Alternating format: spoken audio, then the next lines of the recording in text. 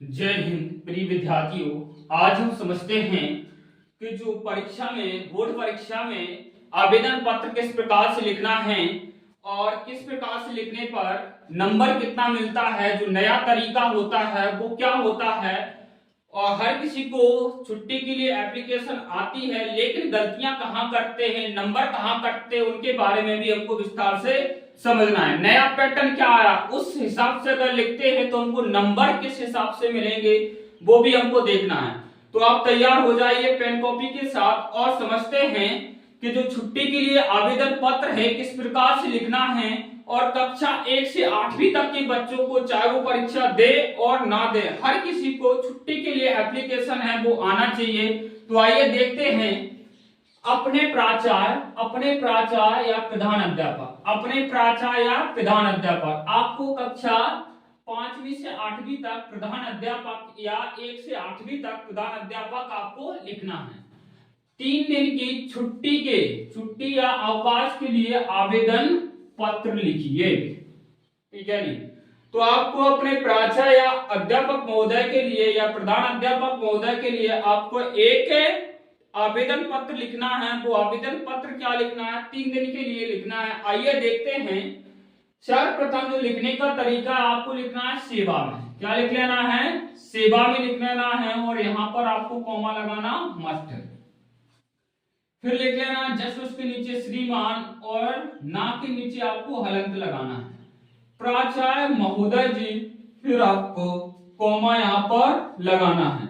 अगर आप 1 से 8वीं तक के बच्चे हैं तो आपको लिख लेना है प्रधान ना अध्यापक महोदय जी, प्रधान अध्यापक महोदय जी, और आपको यहां लगा लेना है कॉमा। जो आपकी स्कूल का नाम रहेगा शासकीय उच्चतर माध्यमिक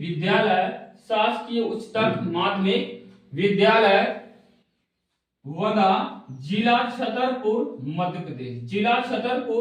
मध्य प्रदेश आपको मेंशन करना है। जो आपका क्या है जिला रहेगा उस हिसाब से आपको लिखना है।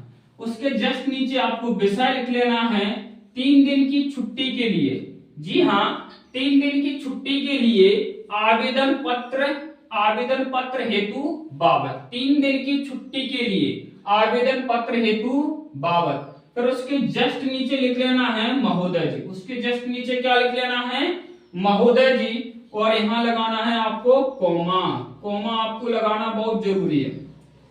फिर लिख लेना उसके जस्ट नीचे लिखना है सविनय विनम्र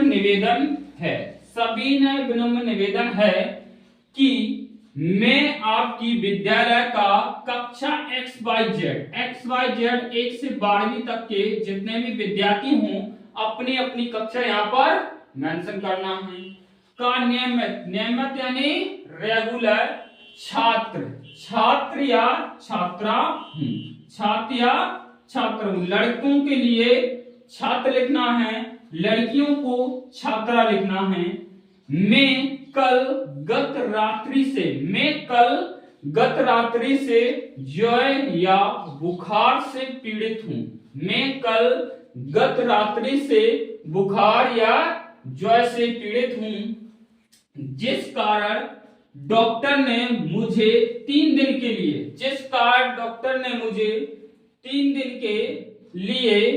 पूर्ण विश्राम करने के लिए कहा है। जिस कारण डॉक्टर ने मुझे 3 दिन के लिए पूर्ण विश्राम करने के लिए कहा है। आपको मैं जानकारी के लिए बता दूं कि जो एप्लीकेशन लिखी जाती हैं वो पूरी तरीके से झूठ रहती हैं। जी हाँ, वो झूठी है कि यहाँ पर चाहे हो कुछ और ना हो, आपको क्या है वहां पर लिखना है। अतः इस कारण मैं विद्यालय आने में असमर्थ हूं। अतः श्रीमान जी से निवेदन है कि मुझे 3 दिन की छुट्टी देने की कृपा करें। इस कृपा के लिए मैं आपका सदा आभारी रहूंगा या रहूंगी। ये आपको लाइन लिखना बहुत ही जरूरी है। जो वहां पर यानी टीचर चेक करता है उसके ऊपर अलग से एक इंप्रेशन पड़ता है कि हाँ इस बच्चे ने क्या है ठीक ठाक लिखा हुआ है, अतः इस कृपा के लिए मैं आपका सदा आभारी रहूंगा या रहूंगी। रहूंगा किसको लिखना है, लड़कों को लिखना है, रहूंगी लड़कियों को लिखना है। आपका आज्ञाकारी शिष्य या शिष्या, शिष्य या शिष्या, शिष्य लड़कों को लिखना है और शिष्या लड़कियों को लिखना है। फिर आपके बाद यहाँ पर नाम, कक्षा, रोल नंबर, सेक्शन और दिनांक लिखना बहुत ही जरूरी है। और आपको लग रहा होगा कि सर ने इस तरफ क्यों लिखा है, बाएं तरफ क्यों लिखा है, दाएं तरफ क्यों नहीं लिखा है। तो मैं आपको जानकारी के लिए बता दूं कि जो नया पैटर्न आया है वह इसी पैटर्न से हमको लिखना है। अगर इस पैटर्न से आप लिखते हैं तो आपको 4 में से 4 नंबर मिलेंगे और 4 में से 4 नंबर भी नहीं मिलेंगे। देखिए वो गलतियां भी आप कहां करते हैं। यहाँ पर आपको प्रॉपर कॉमा लगाना है, यहाँ पर आपको प्रॉपर कॉमा लगाना है और एक लाइन से ऊपर से नीचे तक बिल्कुल सीक्वेंस में लिखी होना चाहिए, आगे पीछे लाइनें नहीं होना चाहिए। अगर आपकी लाइनें आगे पीछे है तो मास्टर का दिमाग क्या है, नंबर भी आगे पीछे कर देगा, इतना ध्यान रखना। अगर सेवा से अगर प्राचा और स्कूल का नाम हो, जिला लिखते हो, सही तरीके से लिखते हो तो 1 नंबर यहाँ पर दिया जाएगा। ऐसा नहीं है कि हमको इतना ही नहीं आ रहा है तुझे छोड़कर भाग आना है। विषय में अगर आप जो विषय पूरी तरीके से सही मेंशन करते हो तो 1 नंबर है। हाँ, आपको जितनी एप्लीकेशन आ रही हो उतना आपको करके आना है।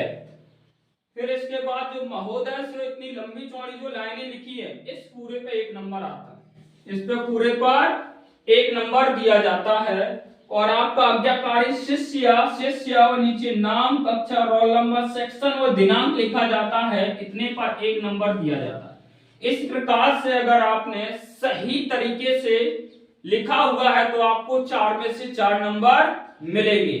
तो आई होप, मैं आशा करता हूं कि जो एप्लीकेशन या आवेदन पत्र जो लिखने का तरीका है वो आपको समझ में आया होगा। नेक्स्ट क्लास में मिलते हैं और समझते हैं नेक्स्ट एप्लीकेशन को। जब तक के लिए जय।